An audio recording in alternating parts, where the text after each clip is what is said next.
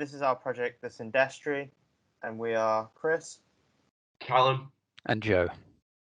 4 key points we want to try and tackle with this project are to mitigate loneliness through spaces that maximise the potential of virtual technologies, provide a building that utilises multiple forms of technologies into the spaces, and produce a building that reflects the fluidity of the virtual landscape that we are dealing with, and to explore sustainable methods of design that could also enhance the experience for inhabitants in the building.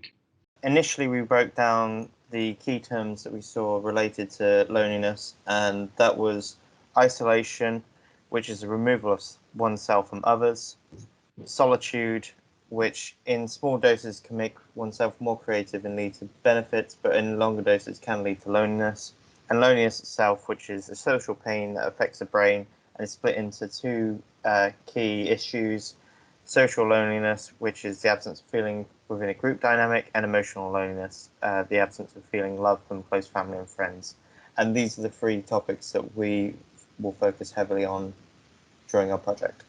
Referring back to the studies that we did for the monasteries that we reviewed, we looked at the different sort of spaces that you would normally find in a typical monastery, and the two key spaces that we decided to try and study even further and include into our design is the idea of cells within a monastery that would provide a place of solitude for the inhabitants. Even though the space itself as a monastery is seen as a very peaceful space, we wanted to try and review what sort of intimate spaces there are within those overall calm environments. And another thing that we reviewed was the idea of cloisters in these monasteries as well. So public spaces and social spaces within these peaceful buildings. This dichotomy between solitude and togetherness helps to mitigate the chances of loneliness occurring. Following this, we look to find solitude in places outside of religion, and we looked at the work of James Turrell, who uses light to create spaces of solitude. This gave us a connection to light and how light can intrinsically help the body and mind, especially with the effects of loneliness such as depression, anxiety, and stress.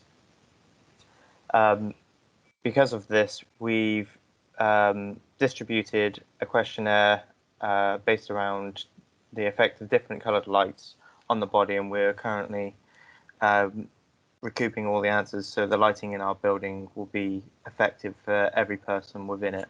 For the Liverpool Architectural Society competition, we submitted a proposal which created an interface between the virtual and reality, allowing people to remotely access the pavilion through a virtual reality headset and being projected into the space. This would allow people who are at the pavilion in reality to interact with people remotely with more presence than just using a screen.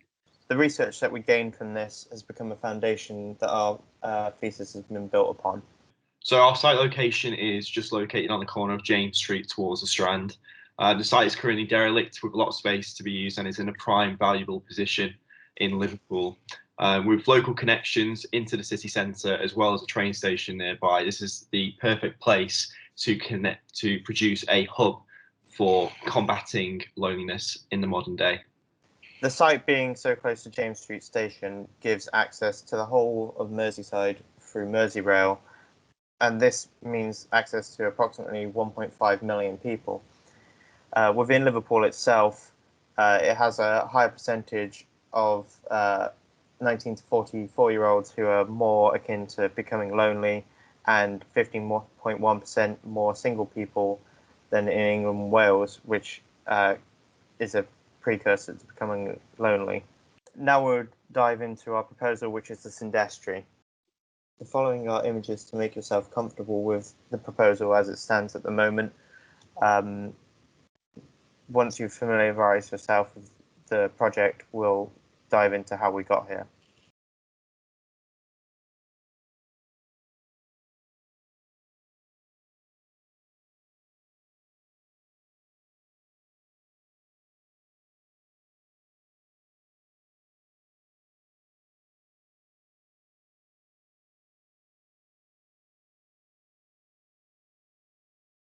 As you can see from this elevation, the proposed building fits in with the surrounding heights of the buildings and mimics some of the rectangular forms of the existing urban grain. The building also replaces the existing access through to Derby Square and integrates it into the building, and will provide another entrance through the rear of the building. So these are a series of massing developments that we began to produce over time. So the initial massing, as you can see there, started off with trying to make the most of the space on site by seeing how far we could try and push up the building. And then we started to implement a grid system for glulam columns. But as we began to assess the site even more, we began to realise that this wouldn't be an appropriate height. It didn't respect the surrounding and existing buildings. So we started to step back the massing as well, just to try and reduce the harshness of that corner as well, because it's quite an active corner for pedestrians. We then began to look at maybe altering our approach to the massing, maybe looking at different types of design, ways we could try and break up the facade and bring and draw light into the lower parts of the building. So here you can see an angled roof as well. But then as we started to decide what spaces and programs we wanted in the building, we began to come to the conclusion that in fact a simple grid structure would be best for our design, and it would also strengthen our concept, which is having this contrast of a very gridded structure facade with a very fluid interior. So that idea of reflecting this fluidity of the virtual landscape, trying to escape into Liverpool's environment. So the most recent one that we have now is designed to introduce a coiled ramp, which we have designed to be the structural core for the finishing floor levels of the building currently.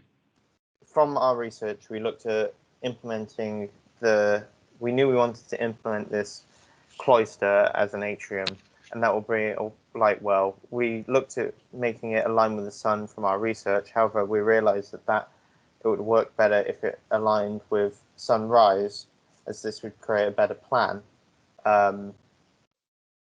and create shading for the projections within the cloister. By having a large atriumed cloister, we are able to stack ventilate the space. This should reduce the amount of mechanical ventilation required within the building. This puts us up to threat of fire spreading. However, we will implement a system of fire curtains that will close off the main atrium in the event of a fire. These are some views from the top and bottom of the atrium, the one from the top highlighting the narrative VR space at the bottom. The reason why we've chosen timber as the main construction material for the building is because materials have an effect on the psyche of the individual, and by using a primarily natural material such as mass timbers, this allows the users to be most at ease within our building, as natural materials act as a mental balm. Not only this, but CLT and glulam, the two main materials we'll be using throughout the building, have less of an effect on the environment. From our previous critique, we understood that how we were to display virtual reality would be critical to the project. We live in a subject-oriented world, which means that we see humans above everything else, otherwise known as objects. In recent years, a contrasting philosophy has emerged called object-oriented ontology, or OOO. This states that because everything is made up of the same component materials, humans and objects must be equal. Whether this is true or not is up for debate. However, VR is undoubtedly created within this philosophy, as everything within it is constructed from code. Therefore, myself and an object in VR are the same.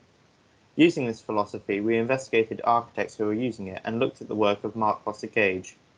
Using his work, we created a facade that uses elements from around Liverpool that are familiar to people, but collided them together to create a new object. This looks unnatural in reality, as we have a preconceived notion of each of the objects, but the intrigue and familiarity of the individual elements will help people to understand that this is a virtual but physical building rooted in Liverpool. The facade will be 3D printed from polycarbonate, which will allow people's actions within the building to be represented as shadows on the facade. We've split the building into three components: reducing isolation, helping loneliness, and creating solitude. These areas blend into one another, but for the most part, our floors the basement to 2nd, 3rd to 4th, and 5th to 7th, respectively. Isolation. To help solve isolation, you need to create connections. But as Denise Scott Brown says, architects can't force people to connect. They can only plan the crossing points, remove barriers, and make meeting places useful and attractive. Therefore, we are implementing 3 strategies that can be used to quell isolation. These are activity, ritual, and VR crossing points. Activities provide a focus for people and can create encounters through a shared goal. This can be seen in the basement with the narrative VR space or in the learning from loneliness space on the 1st floor. Ritual creates an anchor of connection which reinforces bonds and reduces the risk of loneliness. In this industry, we use food as our ritual, whether that is a guest in our accommodation coming down for breakfast every day or a group of friends meeting every week to catch up. This creates familiarity with yourself, space, and others, and tightens the bonds with those around you.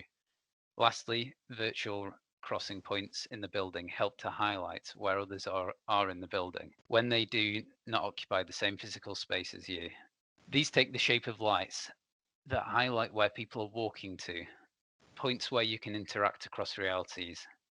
This will help with people's social anxiety as it provides comfort knowing that other people are around, yet there doesn't have to be interaction with others if the user isn't comfortable with that. The basement. A narrative VR space that is adaptable to any storyline and allows for groups to share an experience. Much like teamwork, this helps to strengthen bonds between them. Ground floor. The main space in the middle of the atrium is a changing space for groups within Liverpool to create displays and allows people to join groups in the city. This creates another ritual as people can check to see if there is something they are interested in. Nooks in the wall to create space for individuals and groups to reside in.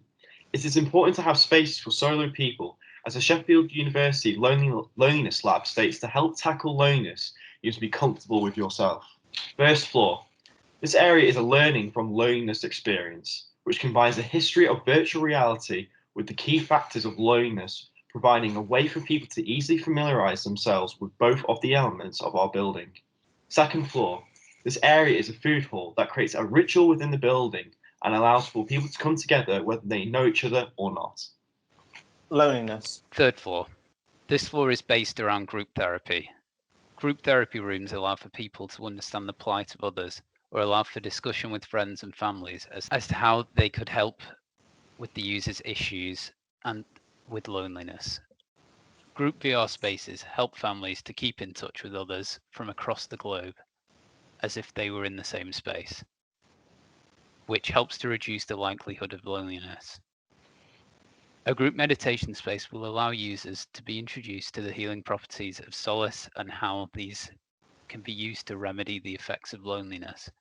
Smaller interventions across the floor allow for the benefits of light, company, and virtual reality. 4th floor.